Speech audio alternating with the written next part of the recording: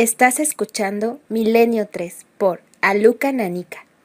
Estamos dejando sonar un poquito esta sintonía que es absolutamente maravillosa y si va acompañada de imágenes del mar, de las profundidades, de algo que estamos aniquilando como especie humana, alcanzan una poesía difícil de soportar. El documental Océanos, que a mí prácticamente me hizo brotar lágrimas, tengo que decirlo, una auténtica obra maestra. Aparecían las especies maravillosas en su mundo azul con esta música. Barcos inmensos saltando sobre olas gigantescas, peces espada cortando a otros peces, moviendo su prodigiosa arma. Una morsa gigantesca abrazando a su pequeño hijo en un extraño ballet.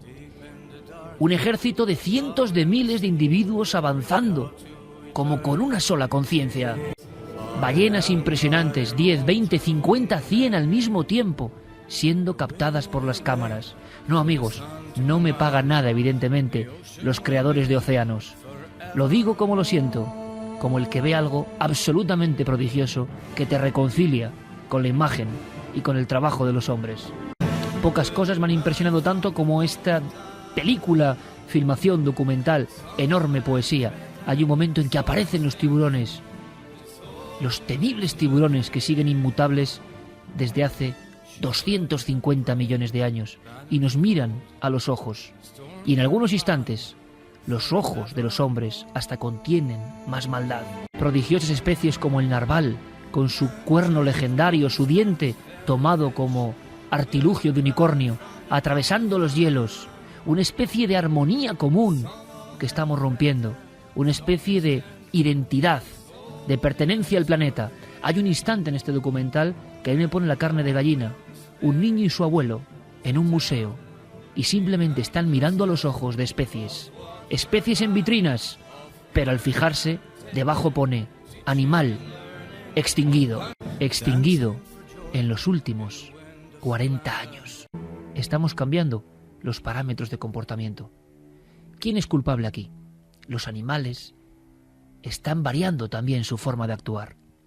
Evidentemente es difícil ver al tiburón más lejos de la imagen de sanguinario viajero de los mares, porque es verdad que su poder es tremendo, porque es verdad que es mucho más fuerte que nosotros, pero también esta noticia que viene a continuación da para tanto, para tanta reflexión, para vuestra reflexión también a través de las vías de contacto. Ha pasado en Sharm el Sheikh, en Egipto, y 3 de los aquí presentes hemos nadado en esa playa. Y de verdad que no había buena sensación. ¿Tú no has nadado, Javier? Yo no me atreví. Hiciste bien. El único Carmen y yo que sí. hay aquí. Claro, aquí se ve quién es el listo, porque claro, lo lógico era no bañarse ¿Y ahí. quiénes los inconscientes? Y encima sin aletas, porque Manuel Delgado, Sí. nuestro querido amigo, en aquel instante dijo, no quiero, en aquel momento quiero decir, dijo, no quiero pagar las aletas, porque aquí da igual. Y de repente empezamos a hacer una especie de danza, todo eran rocas, no se podía poner el pie. Unos erizos con unas púas impresionantes. Lleva Manuel Delgado, mira ahí, que era una morena roja, con la boca abierta. Luego yo quiero subir como a un lateral de la playa y había un pez escorpión con todas las púas. Se habla de tiburones. Una raya manta. Con motas moradas, de Con picadura motas mortal, moradas, pasando sí. a tu lado. Sí. Y entonces todo eso a la altura, amigos, de la cintura. Claro, el Mar Rojo, el vergel de especies del mundo. Y se hablaba de tiburones. Os hablamos del año 99, en aquella inmersión que nosotros hicimos. Y de verdad, bueno, Javier, tú aunque no te sumergiste, esa sensación rara de ese lugar, un lugar como artificial para el turismo egipcio. Yo estuve por última vez en Sharm el Sheikh en 2005 después de un atentado, la explosión de un coche bomba cerca de un centro comercial, y me encontré con un lugar que ya antes a mí me parecía desolador, parecido a los resorts de turismo fuera de lugar, porque realmente Egipto, un país tan maravilloso, tan lleno de vida, de cosas que ver, de lugares interesantes que explorar, que de repente terminen ahí muchos viajes en Sharm el Sheikh, que en fin, yo entiendo que mucha gente quiere ir a tomar el sol y a relajarse, pero es un lugar que a mí por lo menos no me aporta nada.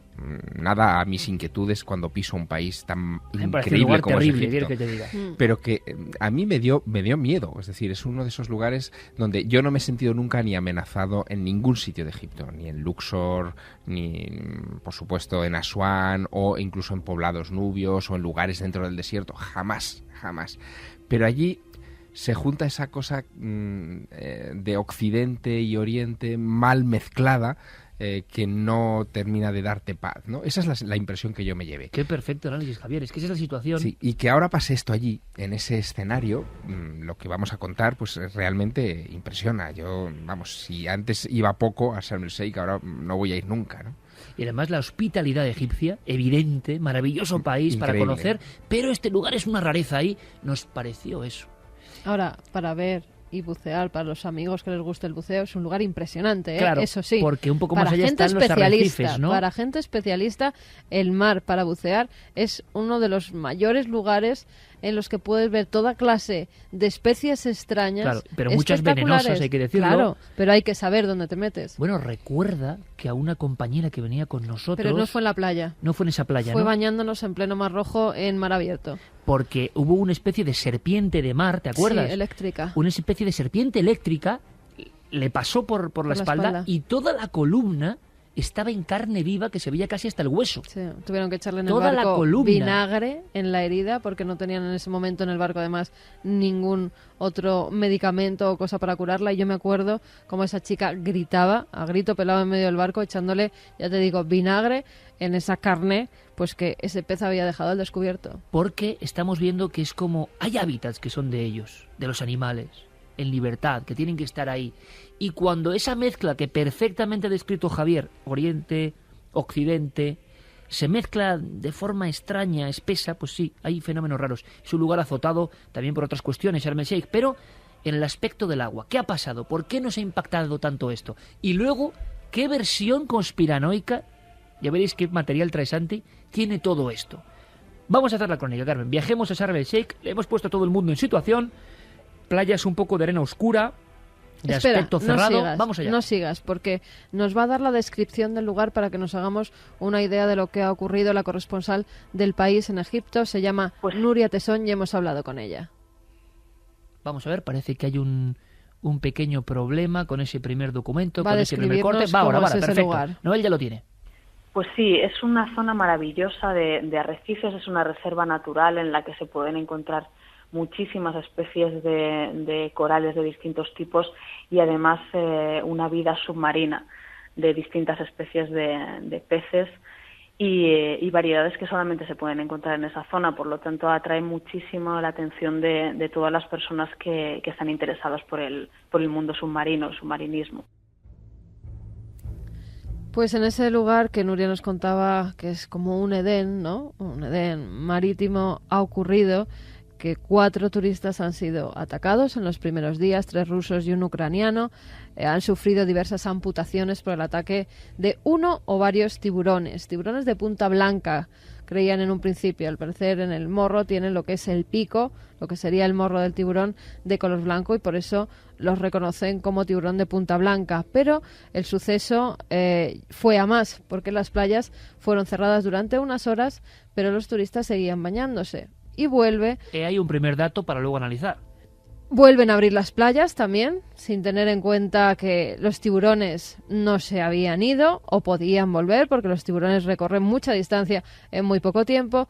Una turista alemana de 70 años se está bañando y de repente sufre el ataque de otro tiburón, que literalmente Iker se la come viva dentro del agua. Es entonces cuando ya por fin cierran las playas, pero aún así la gente sigue bañándose. Hay fotografías en las que se ve la prohibición y los turistas dentro del agua, inconscientes totalmente. Hemos vuelto a hablar con Nuria Tesón, esa corresponsal del país en Egipto, y yo le preguntaba que cómo se había vivido allí este suceso. Pues mira, al principio se ha vivido con bastante miedo y preocupación y ahora parece que después de algunas investigaciones que se han estado llevando a cabo durante la última semana, los ánimos están más calmados, pero lo cierto es que les preocupa mucho, pues porque el turismo es su principal fuente de ingresos y es un verdadero problema el pensar que puede haber un tiburón asesino en las aguas del Mar Rojo. parece que esa hipótesis se descarta y que podría deberse al ataque de varios tiburones y no de uno solo, como se había especulado en un principio, y que se debería en cualquier caso al vertido de animales vivos que podrían haber atraído a estos escualos. El vertido de animales vivos, Iker, porque un transatlántico que transportaba ganado, muchos de los animales que habían muerto dentro del barco, precisamente frente a la playa de Sharm el Sheikh, son arrojados al mar. Eso pudo atraer a los escualos, que también hay que decir que cada vez tienen menos comida y van buscando la comida cada vez más cerca de la costa, más cerca de la playa. Tiene su gracia como ha calificado a estos tiburones de tiburones asesinos, ¿no? Cuando sabemos, y es un poco también para poner el dato de equilibrio en todo esto, sabemos que el hombre mata 75 millones de tiburones al año. Tal vez es la venganza de los tiburones. Pero esos tiburones... Decía lo de la venganza porque ¿qué ha pasado con ellos? ¿Han podido cambiar sus hábitos? ¿Ya no tienen comida y tienen que acercarse a la costa? ¿O hay algo más? Se lo preguntábamos a Nuria. Que eran corderos, algunos de ellos vivos, que al no estar acostumbrados los escualos a consumir ese tipo de productos podrían haber cambiado sus hábitos alimenticios en los últimos tiempos. No solamente por este vertido en concreto, sino porque con el tiempo, como decíamos, es una zona muy turística y mucha gente se está acostumbrando para atraer a los peces, echar cantidades de comida, que ellos vengan, y eso podría estar cambiando los hábitos alimenticios de los tiburones. Lo estáis viendo, ¿no? A los turistas cogiendo del buffet de la mañana, del resort que hay justo en esa playa, sobras para atraer a los pececitos, muchos de ellos, la mayoría de los que hay en esa playa, venenosos, y luego, claro, las consecuencias son estas. Pero hay más hipótesis y se han lanzado en las últimas horas, Iker. Se ha hablado de extrañas conspiraciones, incluso de tiburones con tecnología añadida. Yo se lo preguntaba a Nuria y esto me contestaba. Sí, hace unos días hubo unas declaraciones de un buceador que decía que tenía un compañero, un colega en Eilat, que es una zona de playa, una zona costera de Israel, en el Mar Rojo, en el que había encontrado al parecer un tiburón con un GPS. Por supuesto, al principio, todos los servicios israelíes se apresuraron a desmentir esa noticia un tanto fantasiosa, y aunque en un principio el gobernador del Sinaí le dio crédito, pues porque consideraba que se debían barajar todas las hipótesis, al final se desdijo de sus palabras y piensa que no puede ser que los israelíes estén intentando atentar contra el turismo con un tiburón asesino. Bueno, está claro que esto sí que merece una reflexión. Se ha publicado, incluso en un periódico aquí español, en El Mundo, hablando de el Mossad, tiburones en Egipto, teoría de la conspiración sobre este ataque clave a un centro de turismo. Bueno, para empezar hay que tener en cuenta que estamos en Egipto. Y en Egipto las teorías de conspiración, especialmente todas las que tienen que ver con Israel, son muy populares. Estamos hablando de un país, de uno de los pocos países donde los protocolos de los sabios de Sion, un panfleto antijudío universalmente denunciado como fraude, incluso como plagio de una novela, pues no solamente se vende, sino que se vende con gran éxito popular. Con lo cual es lógico.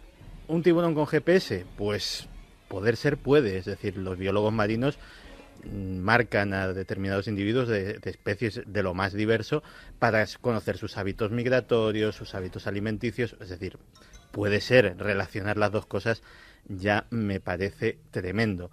Ahora bien, que es a lo que íbamos, ¿qué cosas así han pasado? Han pasado.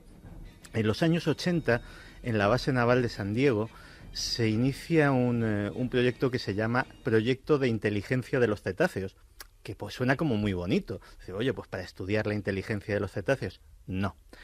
El proyecto consistía básicamente en entrenar a delfines para utilizarlos en operaciones de patrulla submarina. Los barcos, cuando están atracados, los barcos de guerra, son tremendamente vulnerables.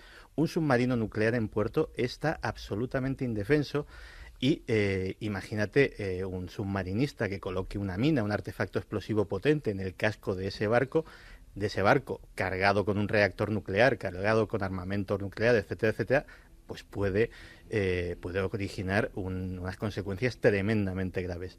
¿Qué se hizo? Pues en vez de tener submarinistas patrullando las 24 horas del día, se dijo, bueno, los delfines, los animales probablemente después de nosotros más inteligentes que eso de la Tierra, se les puede entrenar para que vigilen a esos submarinos como si fueran sus crías, y también se les puede entrenar para que los defiendan de una forma agresiva. Los delfines parecen muy pacíficos, pero... Tenemos incluso alguna de sus voces, ¿no? Las míticas voces que suenan tan extrañas como un lenguaje aparte de los delfines. Bien, Santi.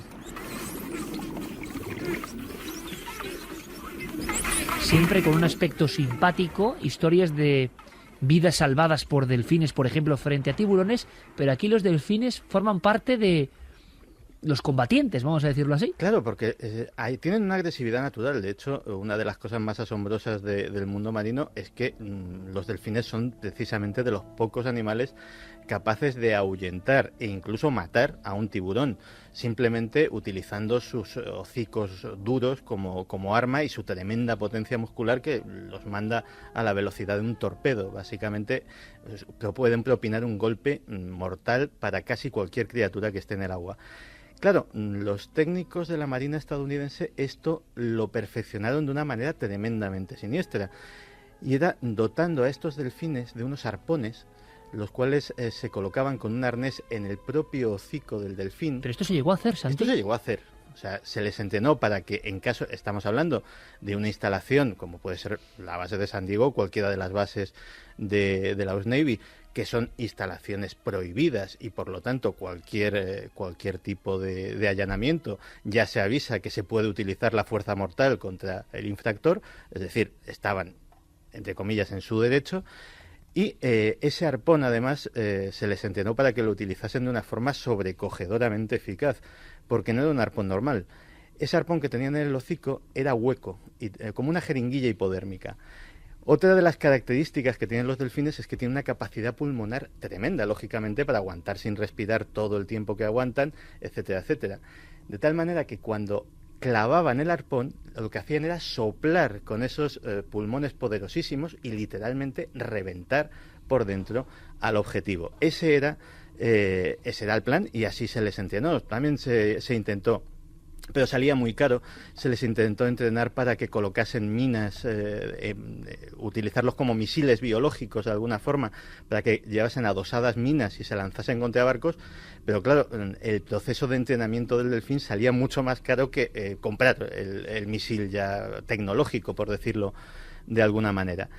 El gran problema surgió en 2005, porque el proyecto se abandonó durante una época, pero cuando Al-Qaeda atenta contra el destructor USS Cole, de repente descubren una nueva amenaza, que es el terrorismo. Es decir, aquel proyecto se inició para la Guerra Fría se para, pero de repente dicen, bueno, terroristas con equipo submarino pueden hacernos exactamente lo mismo que creíamos que nos iban a hacer los espías rusos. Y el proyecto se reactiva. Pero se reactiva de tal manera que las medidas de seguridad se relajan un poco. Y en 2005, un grupo de estos delfines militarizados se escapa de una base de Florida. La alarma es tremenda, se pone en alerta prácticamente a toda la flota en el Golfo de México para intentar localizarlos. Se da un aviso a submarinistas, a surfistas, a todo el que practica deportes acuáticos de que por favor no se acerque a los delfines porque potencialmente pueden tratarse de unos delfines asesinos, o sea, delfines entrenados para matar, y lo cierto es que no han vuelto a aparecer. Yo creo que de alguna forma desertaron y volvieron a un medio en el que serían mucho más felices. A ver qué película de zoología fantástica supera esta historia de los delfines con arpón. Última hipótesis, creo, Carmen, el asunto de lo nuclear metido también en el tema de Sharm el Sheikh, ahora en las noticias sobre el misterio de los ataques de tiburones de Sharm el Sheikh. Sí, hemos pasado de la conspiración a pruebas que se pueden estar haciendo en un lugar cercano. Pruebas nucleares que pueden estar alterando también el sentido de los tiburones. Sí, en el Golfo de Aqaba Es un golfo que comparte las costas de Israel, Egipto, Jordania y Arabia Saudí, y al parecer hay quien ha asegurado que se habrían realizado unas pruebas nucleares y que podrían haber producido emisiones que habrían derivado en un calentamiento del agua. Con lo cual también se estaría atrayendo a los tiburones porque buscarían aguas más cálidas en una época en la que no sería normal que hicieran esto. Sea como fuere, gran expectación sobre los hechos de Sharm el Sheikh y, como decíamos, incluso en titulares tiene ahora Javier Sierra en su pantalla la imagen de un tiburón con las fauces y la verdad es que es impresionante. La dentadura es capturado. Es uno de los ejemplares capturados allí en esa zona, sí. Es absolutamente terrorífico. Es de hoy del Daily Mail, que además cuenta la historia de una de las víctimas, de Olga Marcinko, y dice: creí que era un delfín, ahora que estábamos también hablando antes de delfines, entonces hundió sus dientes en mí, mordiéndome una y otra vez.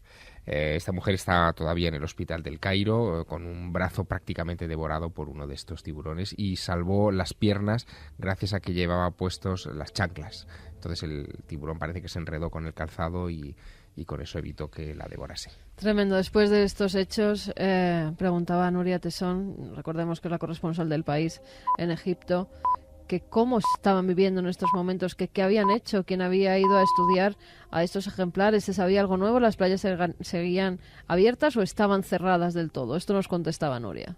Pues las playas siguen cerradas. Se abrieron por unas horas hace un par de días, pero volvieron a ser cerradas ante el temor de que se produjeran nuevos ataques. Porque como algunos expertos consideraban hace unos días, algunos expertos del Centro de Biología de Egipto, no se sabe cuándo pueden atacar. Los tiburones se mueven con mucha facilidad, pueden recorrer cientos de kilómetros en un solo día, entonces no se puede abrir ninguna parte de las playas porque puedes tener una abierta y efectivamente en la siguiente puede haberse movido el tiburón, entonces no hay seguridad, por lo que siguen cerradas. 3:30. Ahora bien, paradigma de nuestro tiempo, no sé qué pensáis, chicos, estampa perfecta de lo que es el turismo masificado y los comportamientos que hemos visto, por lo menos yo los he visto, en ruinas, con yacimientos arqueológicos, con el paisanaje propio, porque muchas veces, y tengo que decirlo porque lo siento así, y a veces es que pasa con compatriotas nuestros, van a otros lugares creyendo que tienen derechos sobre los demás o que las cosas son como de atrezo, que todo les pertenece. Mira qué tiburón, vamos a ver si nos hacemos una foto. O sea, hay cosas tan extraordinariamente arriesgadas que el viajero que ha viajado un poco no haría jamás, que se rompen, se vulneran constantemente. El ejemplo es personas bañándose después de que hayan amputado miembros a 4 individuos y han matado y han devorado prácticamente a otra. Y la gente, ¿cómo vamos a perder el día de playa? ¿Hay que bañarse? Pues hay que bañarse. Es el mismo principio, y quizá yo esté un poco mozo con todo esto de... En esta exposición hay un cuadro que es muy famoso y todo el mundo remolinado y da igual, no saben lo que se ve ni lo que se deja de ver, y otros cuadros mucho más importantes están sin ni un solo espectador, ¿no? La sensación de la globalización extrema y del comportamiento un tanto obtuso, y que seguro que yo mismo he caído, cuidado, muchas veces en esto he procurado no hacerlo, pero es que lo veo, cuando viajo lo veo, como si todo fuese una estampa que han puesto para nosotros, y si hemos pagado el viaje X o el hotel X tenemos derecho a todo, y claro, sí, pero no con solo un tiburón... eso, no solo eso, Iker, habiendo pasado esto, estando los científicos estudiando, vuelven a abrir las playas. Pues por eso. Porque en estos pocos días un 20% de los viajes que iban a Sharm el Sheikh han sido suspendidos, han sido anulados. Y es antes el turismo que la vida de las personas, ¿no? Lo estamos viendo. Pero es que en nuestro país también pasa. En nuestro país en verano se ven tiburones por el mar, cerca de la costa, y no se cierra ninguna playa, porque sería una pérdida para los chiringuitos tremenda. ¿Dónde hemos caído? Para todos es verdad que es una pérdida, pero claro, estamos jugando con vidas humanas. Si alguien ha tenido alguna experiencia con tiburones, es bueno que nos la cuente también, porque claro que son unas máquinas poderosísimas, pero también... Claro, que normalmente no atacan al hombre. Claro, normalmente no atacan, efectivamente se asustan del hombre. Pero claro, cuando prueban el hombre, dicen los especialistas, somos tan vulnerables que es muy fácil atacarnos. Ahora habrá que tomar ciertas medidas. Va y se abre la playa y luego se vuelve a cerrar. Es absolutamente increíble y que pase en lugares, como muy bien ha descrito Javier, que son también de postal, una postal como impuesta por el turismo masivo, en fin, eso puede dar más problemas. Espero equivocarme. Vamos, Noel, con una música que puede ser antesala de ese término que ya aparece en todos los boletines, en todos los informativos, Wikileaks. ¿Y por qué Wikileaks? Porque parece que están apareciendo ya materiales que tienen que ver con nuestros temas, esos temas que os interesan. Un extraño efecto luminoso sobre Noruega, primer acontecimiento y misterio sobre misterio. Pues sí, hace además de estas fechas un año, día arriba, día abajo. Sí, el 9 de diciembre de 2009. O sea, justo ahora hace un año, prácticamente.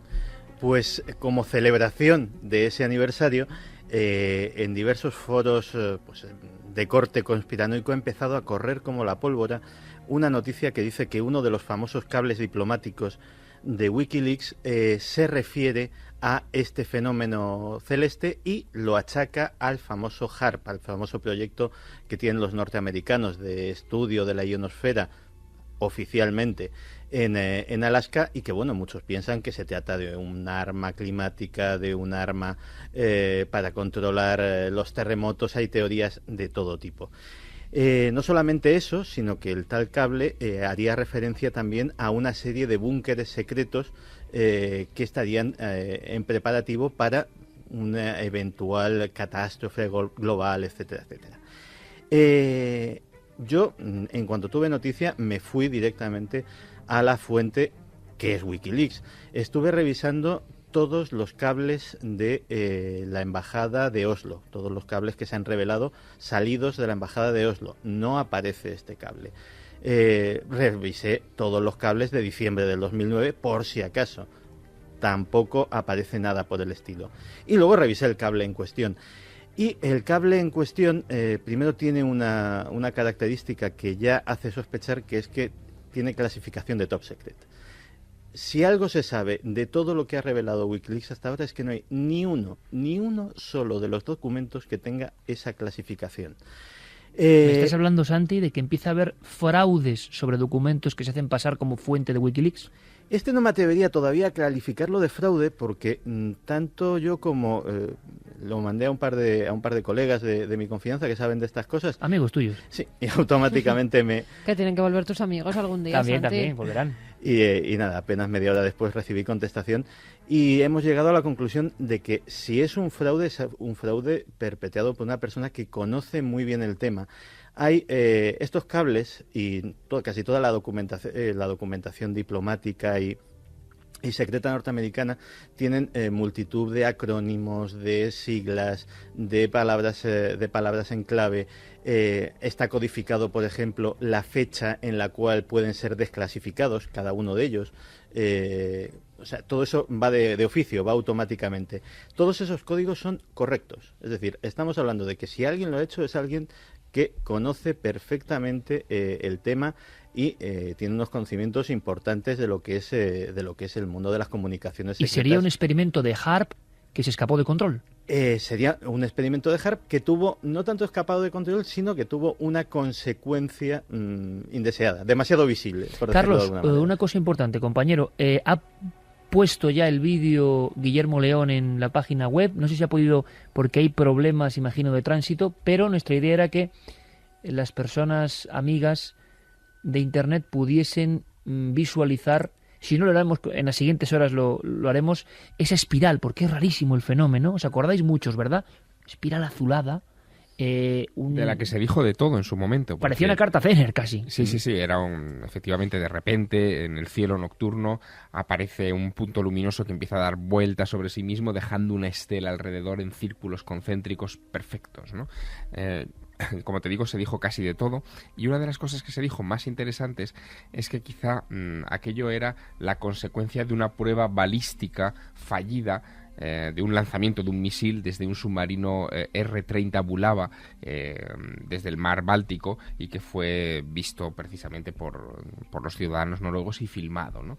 Bueno, la cosa ha quedado en el misterio, y desde luego tampoco hay, al parecer, ninguna documentación rusa que hable de esta prueba Lo balística curioso fallida. es que empiecen a aparecer fenómenos, documentos, cables, como dice Santiago Camacho, dentro de Wikileaks, hablando de misterios, pero que es que ni siquiera estén en Wikileaks, porque el público está opinando sobre lo que filtran los medios. Está el vídeo, ¿verdad? Sí, está el vídeo, ikerjimenez.com, entran en blog y lo primero que se encuentran va a ser este vídeo. Un año después seguimos sin saber qué originó la extraña espiral luminosa de Noruega. Un año, y justo sale esto. Habrá que estar muy atentos, por eso Santiago Camacho va a ser un poco el inspector de Wikileaks. Perfecto, Santi, el nombramiento desde el corazón de Wikileaks, o el analista de la cara oculta de Wikileaks, porque ahora parece que va a empezar a surgir ese material que nos interesa especialmente, más que la política, desde luego, y hay que estar muy atentos. Y Santi dará las claves con sus contactos, para que estemos bien informados semanalmente. Algunos temas darán para más, seguro, porque ¿os acordáis de aquella increíble oleada de desaparición de abejas? Se escribió mucho de todo eso. Extraños comportamientos de animales. Las abejas están desapareciendo. ¿Wikileaks habla de eso, Santi? No exactamente Wikileaks, porque sí es curioso ya el fenómeno, digamos, de la aparición del primer documento apócrifo de Wikileaks, tampoco lo es menos el caso que vamos a citar, porque digamos que el ejemplo está cundiendo. Y ya no solo se filtran documentos a Wikileaks. Tom Theobald es un apicultor de Colorado, muy activo, miembro de varias asociaciones del ramo, etcétera, etcétera, y alguien le ha filtrado un documento, un memorándum interno de la EPA. La EPA es la Oficina de Protección del Medio Ambiente estadounidense, en el cual confidencialmente se habla de que las desapariciones masivas de abejas en buena parte del mundo pueden deberse a un pesticida o a una clase de pesticidas, los neonicotinoides, que la propia EPA habría autorizado por creerlos absolutamente inocuos para otras especies que no fueran las que están diseñadas, pero que el principio activo, que al parecer ataca al sistema nervioso de los insectos, es tan poderoso que también está afectando a las abejas, y podría ser esta la clave de esas desapariciones masivas de abejas en buena parte del planeta. O sea, otro experimento fuera de control. Wikileaks y Wikileaks paralelas que van surgiendo nos van a dar mucha información. Es el sueño de Santiago Camacho, de cualquier conspiranoico, que empieza a haber revuelo por una parte y por otra, empiecen a salir documentos y empecemos también nosotros a conocer cosas que seguían bajo el secreto, por lo menos ocultas en el marasmo del mundo diplomático. Seguro que en 7 días hay más cosas del misterio, apostaría por ello. Verdaderas apócrifas. Aquí va a empezar a haber una criba. ¿Qué dice nuestro público, Carmen? Pues vamos con mensajes, vamos a repetir que las vías de contacto: 27699, palabra clave milenio, espacio, vuestros mensajes, milenio3 con número @cadenaser.com y www.cadenaser.com. Daniel nos decía: Santi, ¿qué opinas del atentado de Suecia? No es extraño que haya coincidido con todas las manifestaciones y la detención de Assange. ¿No es curioso que haya sido en Suecia en donde lo acusan de violación? Pues la verdad es que no lo conozco en detalle, acabamos casi de conocer la noticia. Y hombre, desde luego, a día de hoy, un activista, pongamos, de Al-Qaeda no tiene mejor sitio para llamar la atención de todo el planeta que precisamente Suecia, justo cuando, a pocos días de la ceremonia de entrega de los Nobel, con todo el revuelo de lo de Julian Assange, se ha convertido en uno de los focos de atención mundial. Y desde luego, si se trata de un lugar para llamar la atención para un terrorista, es prácticamente ideal. Iba a decir una cosa como de perogrullo, pero qué de cosas están pasando, qué de cosas están pasando en el mundo en esta franja de tiempo precisa que estamos viviendo. Qué bueno tener un micrófono para poder contarlo también, ¿no? Fina Tomás de Vilanova nos dice que triste el ser humano tratando de hacer de un mamífero tan sociable como es el delfín un destructor. Fernández de Zaragoza decía que los SEALs entrenaron a delfines para defender sus puertos durante la guerra de Vietnam. Un abrazo a todos. Alba de La Coruña: uno de esos delfines asesinos puede ser Gaspar, que andaba por las costas gallegas, y algo se habló sobre el tema de que fuese un delfín espía. Nos decían también por ese delfín gallego. Conozco el caso de los delfines soldado y lo que se dijo que podía ser uno de estos, el que atacó a varias personas en Galicia hace unos meses. Bueno, Caramba, pues interesantísimo hay que dato. profundizar, sí señor. Nunca mejor dicho. Jesús desde Madrid nos dice: vemos los ataques de tiburones como al horrible sin ser conscientes de que es el ser humano el que les ha invadido y el que está destruyendo su hábitat. Papero Serrano nos dice: hola, cuando de adolescente vi la película Tiburón quedé muy impresionado. Yo creo que se nos ha quedado a todos Sí, aquí la la música. musiquita Sí, cuando sí, entramos en el agua. No sé si es por eso que incluso ahora con 40 y tantos años me da reparo o miedo meterme en el mar. Así que no entiendo cómo la gente se seguía bañando a pesar de los primeros ataques. Buen programa cada sábado. Espero vuestro regreso a las ondas. Daniel nos decía: tiburones asesinos, los únicos asesinos, los humanos. El mar no es nuestro hábitat, todos los animales merecen respeto, incluso los de granja. Alan, que hacía referencia a la Cueva de la Luna, que es un lugar cargado de energía y se recarga de quien entra allí. Abel: saludos, creo que ha habido algo de sugestión por vuestra parte. La música recordaba al mar y las olas y mucha gente por eso votó las ondas. Yo voté al cuadro. Bueno, es que en cierta forma la música puede influir. Yo Claro. le estaba hablando fuera de micrófono con Manuel porque hay músicas neutras. Hay músicas que no te dicen nada para hacer este tipo de experimentos. No me puedo creer que haya música de la nada. Hay músicas neutras. Así que la tendremos que utilizar para próximos experimentos. Da un poco de miedo, ¿eh? Música neutra. Bueno, hay mucha música neutra que no dice nada, ¿eh? O sea, que tampoco hay que extrañarse.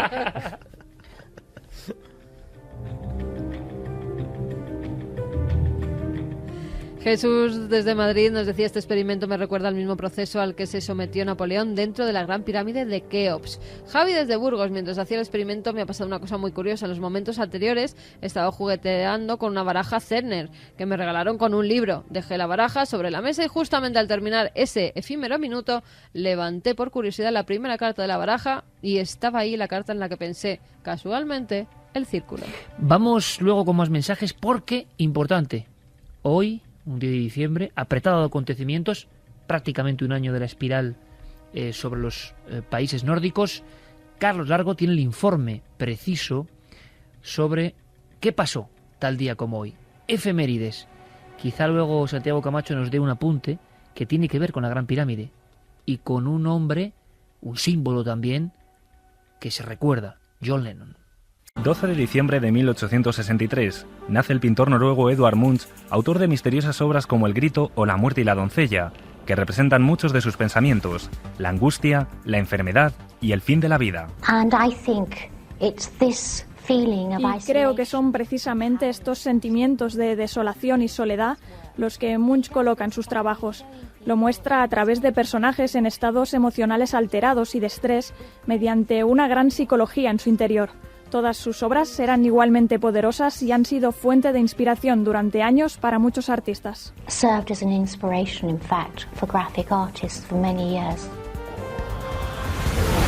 12 de diciembre de 1924, el ingeniero español Juan de la Cierva realiza las primeras pruebas de su nuevo invento, el autogiro, aparato precursor de la moderna aviación que trasladó desde Cuatro Caminos hasta Getafe, en Madrid. Hacía los modelos matemáticos, hacía los diseños, hacía los modelos matemáticos, construía los aparatos y después los volaba. Y eso le dio un entendimiento soberbio de toda la teoría de alas giratorias, que es también su obra, porque claro, eso es la que alimentó el autogiro.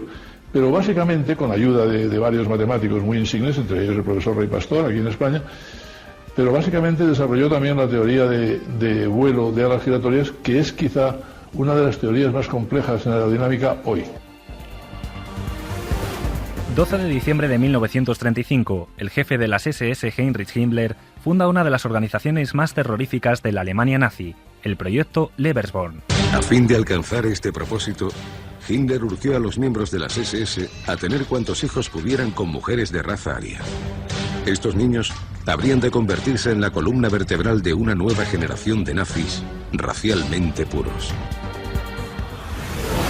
12 de diciembre de 1955, nace Sisto Paz Wells, fundador de la denominada Misión Rama, grupo peruano al que pertenecieron hasta 300.000 españoles entre 1976 y 1980, generando toda una fiebre por los contactos extraterrestres durante aquellos años. Yo no quería hacerlo porque no quería ni engañarme yo, ni engañar a nadie, menos algo que era ridículo.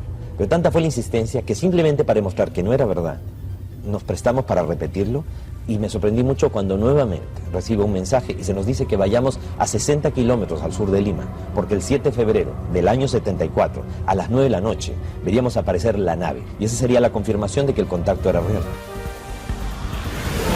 12 de diciembre de 2004, la efeméride de Milenio 3. La nave del misterio se trasladaba hasta Extremadura para conocer algunos de sus misterios.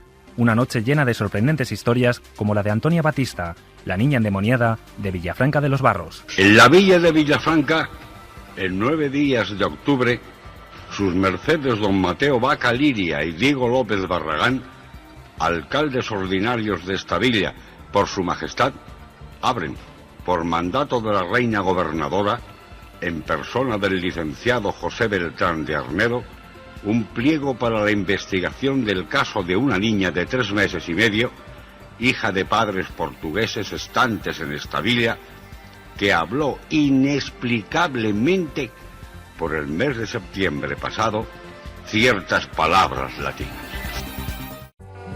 Joaquín Luqui hace muchos años, en Milenio 3, lo que es la vida, el amigo Joaquín Luqui, que seguro que sigue escuchándonos, nos dijo que para él, quizá, pues por cuestiones casi también de álgebra misteriosa y conjunciones matemáticas enigmáticas, esta canción de John Lennon era la mejor concepto de todos los tiempos.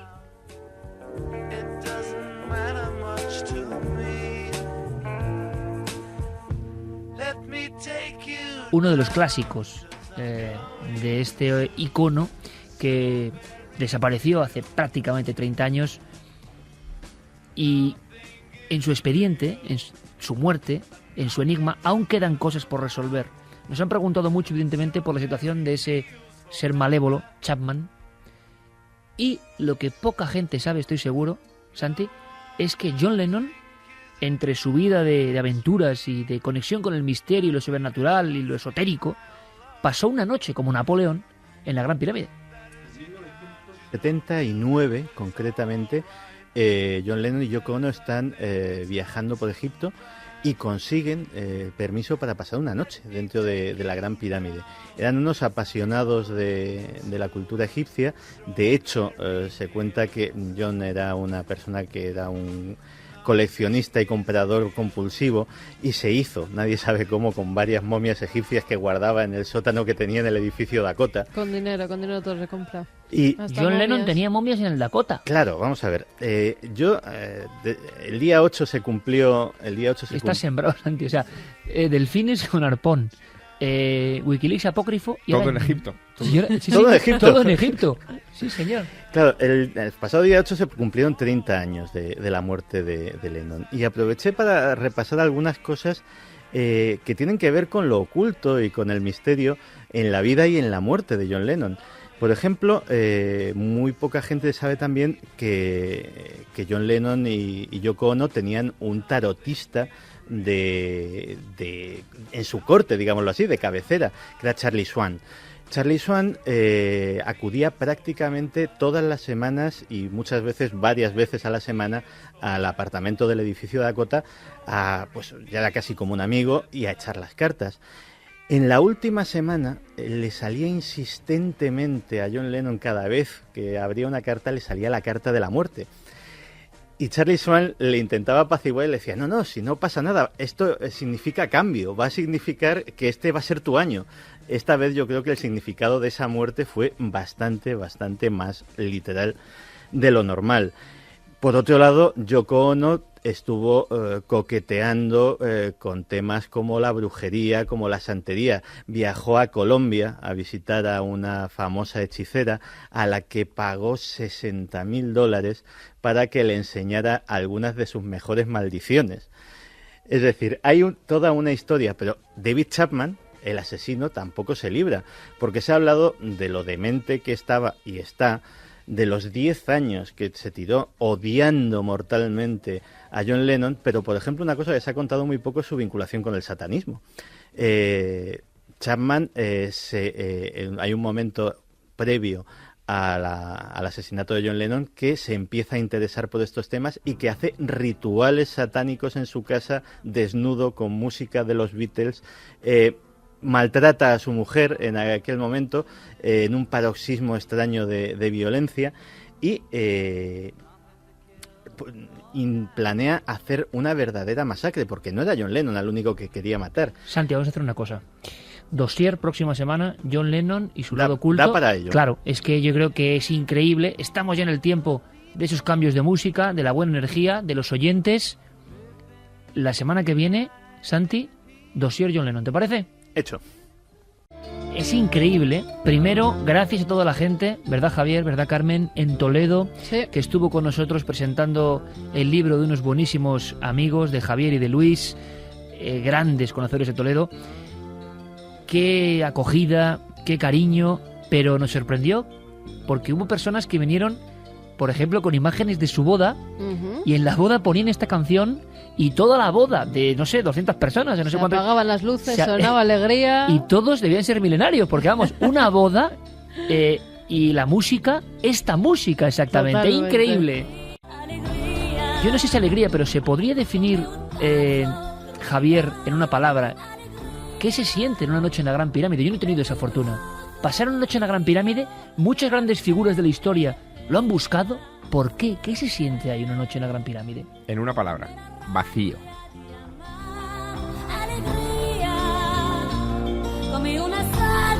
Y será para otro dossier, 1000 cuestiones para interpretar esa palabra terrorífica, inquietante y quizá maravillosa por lo que implica.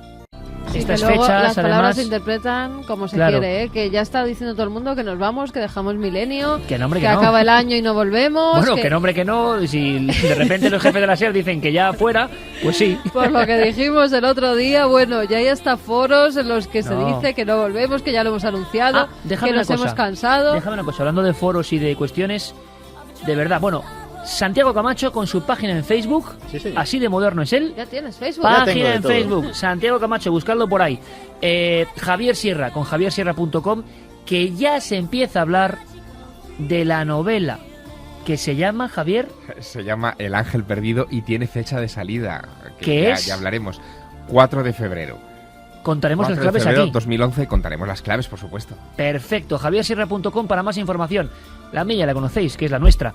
Y gracias de verdad por la acogida en el simpático, extraño, enigmático, como yo, sin par blog La Nave de la Moda, lanavedelamoda.com, porque los mensajes que habéis dejado ahí sobre lo que sentís hacia el programa, de verdad, es que son increíbles. Gracias. En este momento de fechas con nostalgia, fechas encontradas, sensaciones, todo el mundo las tenemos a flor de piel, buenas, malas, la vida, ¿no? La vida más intensa que otras veces. Pues qué buena esta música para toda la gente que sufre en hospitales y en cualquier otro lugar, para toda la gente que no está muy bien, un poquito de alegría. Solo una cosa, Iker, una llamada de atención, una llamada de alerta. En Ellín, en La Perrera, van a sacrificar a muchos perritos el día 27 de diciembre. La gente que esté interesada en ellos, que fuera a comprar un perrito para Navidades, por favor, que adopten uno de estos. Son una monada, yo los he estado viendo. Y se puede poner en contacto. Preciosos. Con que pongan Perrera Ellín, les va a salir inmediatamente. Perrera Ellín, está en Albacete. Ya verás, porque son monísimos, de verdad. Que hagan algo por estos pequeños. 27 de diciembre, fecha límite. Perrera Ellín, por favor, demostremos cómo somos los milenarios. Los ganadores, Iker, de ese libro, el libro de Milenio. Uno es para Manolo, que nos decía: Océanos es una obra maestra que conmueve la conciencia de la buena gente y debería ser de visión obligatoria por los mandatarios del mundo. Y en los colegios. El segundo es para Abel, que decía: saludos, creo que ha habido algo de sugestión por vuestra parte. La música recordaba al mar y las olas. Mucha gente votó las ondas, por eso llevo T cuadrado. Y el último es para Manu de Huelva, que decía que todos hemos tenido esa sensación, la estrella por la fecha y las ondas por su posición centrada en la imagen. ¿Acaso hacernos pensar a todos los participantes no es mágico?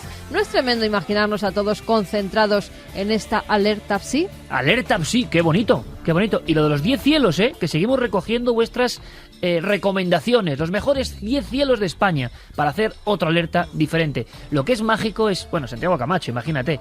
Javier Sierra, que lo sabe absolutamente todo, me acaba de poner una cara alzando las cejas, diciendo... Bueno, pues no diciendo, transmitiéndome una impresión. Yo lo he entendido enseguida.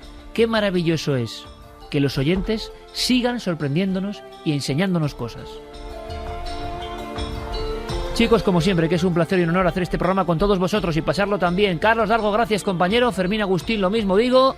Noel Calero, a los mandos musicales, subliminales o no, muchas gracias. Santi, hasta dentro de 7 días, compañero. Feliz semana a todos. Javier, lo mismo digo. Feliz semana, seguid soñando. Un abrazo muy fuerte, compañero. Carmen, mañana, cuidado, las 2 próximas semanas no hay Cuarto Milenio. Hay programa muy bueno, pero hay redifusión. Eso. Volvemos el 26. Sed muy felices, amigos. Intentadlo con todas vuestras fuerzas.